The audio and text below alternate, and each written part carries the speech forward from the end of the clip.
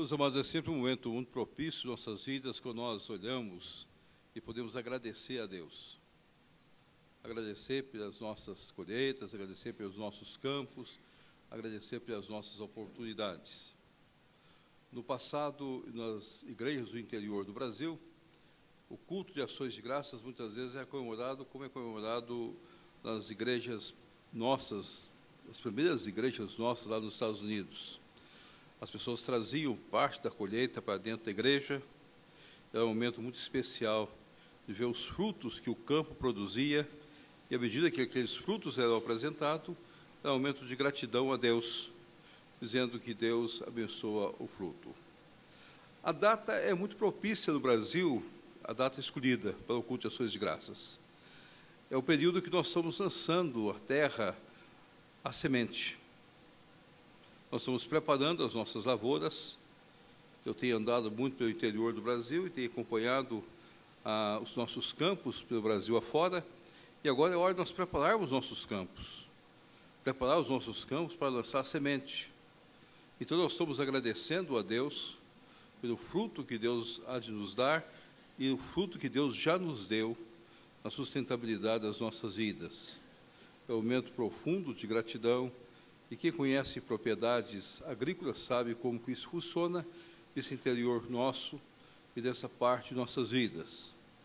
Como Deus tem abençoado, como Deus tem sustentado, como Deus tem cuidado, a despeito de qualquer situação crítica que nós vivamos no país, o agronegócio mantém o nosso país. É até um dado interessante. E esse culto é voltado pela gratidão para as nossas lavouras, para os nossos campos. Nós ampliamos a ideia no decorrer dos anos, envolvendo todas as outras áreas. Mas, inicialmente, a visão primeira é que era uma gratidão pelo fruto do campo, o fruto da lavoura. E, quando nós olhamos para o Brasil, neste momento crítico que nós estamos vivendo, é o agronegócio, o grande responsável, as nossas barreiras agrícolas. Eu tive a oportunidade agora de visitar algumas dessas barreiras agrícolas do Brasil, e vendo o que está acontecendo, quantas bênçãos, quantas coisas bonitas que Deus tem feito nesta área, nesse solo rico que é o nosso país. O nosso texto de estudo desta tarde pode assustar alguns irmãos inicialmente. E eu peço desculpa de ferir a sensibilidade de vocês, mas depois eu vou explicar a razão da escolha desse texto. Eu estou escolhendo o 10º mandamento, para nós conversarmos a respeito. E depois eu vou, à medida que eu leio a Bíblia, eu considero o 10º mandamento como o mandamento da propriedade. Deus, na sua graça e no seu poder, trata de todos os assuntos na Bíblia Sagrada, e nos mandamentos ele trata dos relacionamentos. E o último mandamento, ele trata da relação que nós devemos ter com a propriedade. E eu vou dizer o que pode ferir a sensibilidade, para que os irmãos possam compreender o que eu vou colocar. Verso 21 do capítulo 5 de Deuteronômio. Não sei se é possível ser projetado, se for possível. Verso 21 do capítulo 5. Não cobiçarás a mulher do teu próximo, não desejarás a casa do teu próximo, nem o seu campo, nem o seu servo, nem a sua serva, nem o seu boi, nem o seu jumento, nem coisa alguma do seu próximo. No livro de Êxodo, capítulo 20, nós vamos encontrar esse mesmo mandamento e com uma diferença só de linguagem. No hebraico dá o mesmo sentido, e é bom nós observarmos isso quando você abre sua Bíblia no livro de Gênesis, capítulo 20, o verso 17. Não cobiçarás a casa do teu próximo. O Deuteronômio começa dizendo a mulher do teu próximo. Já Êxodo começa dizendo a casa, a ideia da propriedade. Tudo que está dentro da casa é da propriedade. Depois vamos explicar isso, para que os irmãos possam compreender a questão da sensibilidade. Não cobiçarás, depois fala, não cobiçarás a mulher do teu próximo, nem teu servo, nem sua serva, nem seu boi, nem seu jumento, nem coisa alguma que pertença ao teu próximo. Vamos orar. Ó Pai, nos abençoe nesta hora para a compreensão da Tua palavra, nos instrua pelo Espírito Santo, para que nós coloquemos tudo de acordo com a tua misericórdia e entendemos que este momento de ações de graças é um momento propício para as nossas vidas, de nós voltarmos nossos olhos para o Senhor e compreendermos aquilo que o Senhor nos ensina, de acordo com a tua graça e teu poder. E em nome do teu Filho Jesus é que nós oramos. Amém. O que fere a sensibilidade de alguns poderia ser falar de propriedade e colocar a mulher. Mulher como propriedade da casa. Eu gostaria de dizer que, biblicamente, tanto a mulher como o homem pertencem à casa. Biblicamente, eu pertenço à minha esposa e ela me pertence. Então, a minha esposa pode falar que eu sou propriedade dela. Nós, homens, não gostamos muito de usar essa expressão, mas se nós fôssemos usar os princípios bíblicos, nós ficaríamos desnorteados deste mundo, porque a responsabilidade do homem é muito maior que da mulher. É muito mais fácil ser mulher do que ser homem. Vou explicar. Biblicamente, o homem tem a obrigação de amar a sua esposa como Cristo amou a igreja. E este amor de Cristo para com a sua igreja foi um amor doador, de entrega, total, sem reservas, ao ponto dele morrer pela sua igreja. Eu não conheço poucos homens que estariam dispostos a morrer pela sua esposa. Mas esse é o ponto de vista bíblico. Então, qualquer mulher ficaria feliz de ter um esposo, o amor da sua vida, que de fato fosse um homem semelhante a Cristo. Seria um indivíduo diferenciado. E ela é dona desta pessoa. Então, biblicamente, quando eu olho a questão de propriedade, a mulher pertence ao marido e o marido pertence à esposa. Não há nenhuma quebra de sensibilidade e não há nenhum machismo e nem feminismo nas colocações bíblicas. As colocações bíblicas igualam os dois com responsabilidades, deveres e funções, de acordo com aquilo que a Bíblia Sagrada explica para cada um de nós. É pena que nós, muitas vezes, não temos coragem de apresentar esses pontos e de debatê-los publicamente para o conhecimento de todos. Mas voltemos à ideia de propriedade nesse texto. Então, o texto fala da casa, fala do campo, fala do servo, da serva, do boi, do jumento, coisa alguma do seu próximo.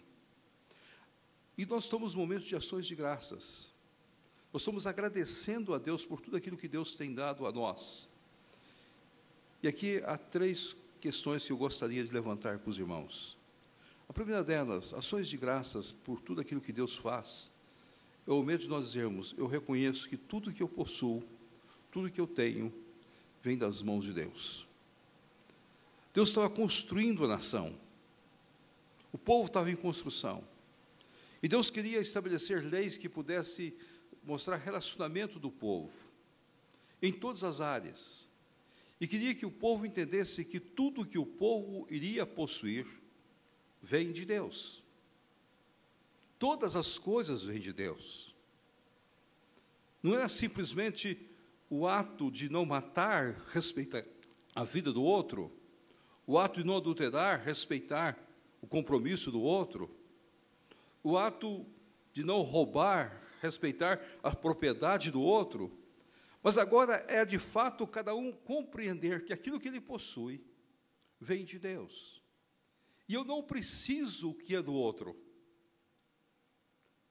Eu tenho de compreender isso. Eu não preciso com aquilo que pertence ao outro. Deus deu para mim. Deus deu a propriedade. E quando você olha a constituição geográfica, sociológica e a formação do povo israelita, você vai compreender isso. Para cada tribo, Deus deu as propriedades. E Deus ensinou que cada tribo teria as suas propriedades e seria a herança perpétua para cada tribo. E é muito bom quando a gente lê a Bíblia e compreende que se acontecesse algum percalço, se acontecesse alguma crise, se acontecesse algum momento uma das tribos ou de algumas das pessoas ligadas à tribo negligenciasse o cuidado da sua propriedade e entrasse na crise, aquela propriedade poderia passar para outro, mas um período máximo de 50 anos. Em 50 anos, ela retornaria àqueles originais. E leis foram dadas para preservar isso. Uma lei que nós custamos a compreender, e nós não a temos hoje, graças a Deus, que é a lei do liverato. O que é a lei do liverato? Não era uma lei simplesmente para ter descendência, mas era uma lei de propriedade. Se eu não tivesse descendente, eu não teria propriedade. A propriedade era dada para a família, para os herdeiros. Então eu precisava ter herdeiros. Então, se acontecesse que um homem casasse e não tivesse herdeiros, morresse sem deixar herdeiros, caberia o seu irmão suscitar o herdeiro para que a propriedade ficasse na casa do seu irmão. E há um fato interessante na Bíblia, quando nós encontramos Ruth, Boaz. Por que Boaz, o servo, aquele que estava ligado, se poderia ser o que ia herdar a propriedade ali no texto de Ruth, e não quis? Porque não queria cuidar da propriedade e depois entregar para os descendentes de Ruth. E Boaz assumiu. Então, a lei do liverato era uma lei ligada intimamente à herança que ia deixar. Era uma preocupação de Deus, para que todos pudessem ter condições plenas para viver. Deus sempre se preocupou para que todos os homens tivessem o necessário para as suas vidas.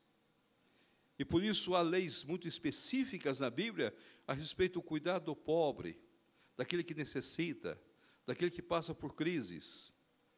Há leis dadas nas Escrituras Sagradas que cabe a nós socorrermos, cuidarmos, abrir mão. Nós não podemos passar longe daqueles que necessitam. Nós temos que ter uma visão social abrangente em todas as coisas.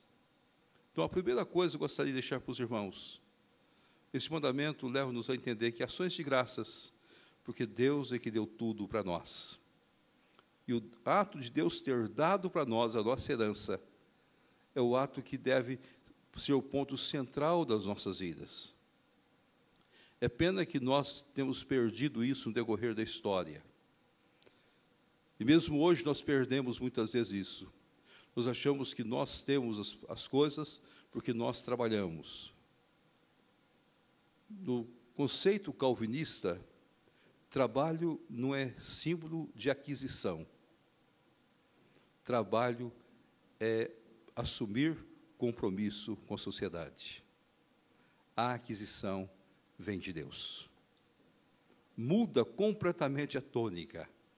Por isso gera em nós profunda gratidão diante do nosso Deus. A segunda coisa que esse texto nos ensina é que quando eu compreendo esse mandamento, eu compreendo o ponto central das Escrituras. Eu vou viver contente com o que eu possuo. Se é Deus que me deu, então há contentamento. Eu não vou precisar cobiçar o que é do outro. Eu não vou precisar desejar o que é do outro. Eu não vou olhar a propriedade do outro e vou dizer, eu gostaria de ter o campo do meu colega, eu gostaria de desejar isso, eu gostaria de ter aquilo. Não. Há um fato na Bíblia que teve um rei chamado Acabe. E Acabe viu uma propriedade que pertencia a Nabote. E achou a propriedade muito linda, diferenciada, especial. Olhou os campos, olhou as uvas produzidas. Normalmente é isso que acontece com cada um de nós. Se você lembrar um pouco mais da sua infância, quem foi criado no interior vai lembrar que a fruta do quintal do vizinho é mais gostosa que a do nosso quintal. Ela é sempre mais saborosa que a nossa. A laranja produzida no quintal do vizinho é uma laranja linda, maravilhosa, muito mais bonita do que a do nosso laranjal. O jabuticaba nem se fala. E assim, cada uma das frutas que nós produzimos nesse interior nosso, tão rico, tão abençoado, tão diferenciado, de coisas tão significante das nossas vidas. Olhou Nabote. Acabe olhou para Nabote e disse: você me vende a propriedade? Nabote disse: não, isso é herança, isso pertence à minha família, eu não posso desfazer dessa herança. Eu te dou outra igual. Não, mas não foi essa que Deus me deu.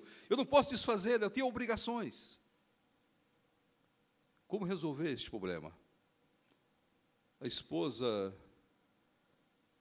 de Acabe, que era uma mulher má, Jezabel, disse: só tem uma solução, deixa eu resolver esse problema para você. Acabe era um homem mole, destituído de caráter, um homem totalmente que não possuía nenhuma palavra em si. Nem poderíamos significar que ele, de fato, tinha posições. A mulher disse: fica aí, fique em casa, eu vou resolver esse problema para você. Chamou alguns testemunhas e disse: afirma que Nabote desonrou o nome de Deus. Estão vendo que é uma ligação da pessoa de Deus. Nabote pecou contra Deus, e por ter pecado contra Deus, nós podemos tomar a propriedade dele. Foi Deus que deu, agora Deus tira. O que Deus dá a nós é para nós ficarmos contentes, não é para nós desejarmos nada do outro, não é para nós buscarmos o que é do outro. Este é o ponto de vista que nós devemos sempre entender nas nossas vidas. E eu gostaria de colocar uma última consideração. Quando eu compreendo o mandamento, e eu entendo em ações de graças, que tudo Deus me deu, tudo Deus me deu para que eu pudesse ficar satisfeito, alegre e contente, realizado. Pudesse olhar para aquilo que eu possuo como a maior bênção na minha vida. Eu preciso compreender também que o desenvolvimento dessa propriedade é um ato que Deus me deu para que eu possa usar. Eu não vou buscar o do outro, mas eu posso desenvolver o que eu tenho. Eu posso negociar com o que eu tenho. Aí vem a bênção da inteligência, vem a bênção da sabedoria. Por exemplo, Mackenzie está aqui. Mackenzie não vai desejar alunos de nenhuma outra escola, mas nós vamos ter o melhor curso, com melhor excelência, com melhor condição, para que os alunos possam querer vir para cá. Nós não estamos buscando. A inteligência que Deus nos deu é para que nós possamos desenvolver as nossas ações. Foi isso que compreendeu os grandes países reformados. É pena que esse desenvolvimento muitas vezes trouxe consigo um capitalismo doentio que nós condenamos. Nós condenamos qualquer capitalismo que explora as pessoas, destrói as pessoas. Nós condenamos qualquer capitalismo que leva as pessoas a buscar outros interesses por trás, buscar vantagens em cima. Por isso que nós somos contra qualquer situação em que permeia a desonestidade. Nós cremos na sabedoria, nós cremos no desejo de crescer, nós cremos na possibilidade de estudar, desenvolver, e nós abrimos oportunidades para que os homens possam crescer e possam desenvolver. Eu vou revelar um segredo para vocês que está no cerne de qualquer presbiteriano. O presbiteriano verdadeiro é aquele que olha o futuro pensando no melhor para o seu filho.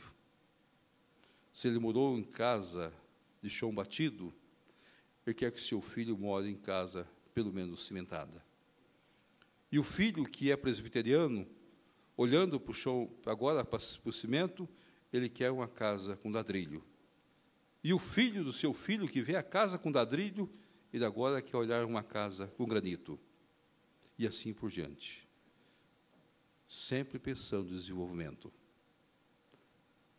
Nós não compramos uma casa, nós sonhamos que um dia nós vamos ter mais propriedades. Mas sempre para servir os outros, nunca para servir a nós mesmos, para dar condições plenas para que as pessoas desenvolvam. Por isso nós somos canais de bênção para outras vidas. Nós abençoamos os outros com aquilo que nós possuímos. Então, quando você entende o mandamento, e compreende que aqui, de fato, o Senhor está falando da propriedade que Ele deu a nós. E Ele quer que nós agora usemos a nossa propriedade para o desenvolvimento das nossas vidas. Por isso que muitas vezes nós não entendemos os judeus. Passaram por muitas crises nas suas vidas.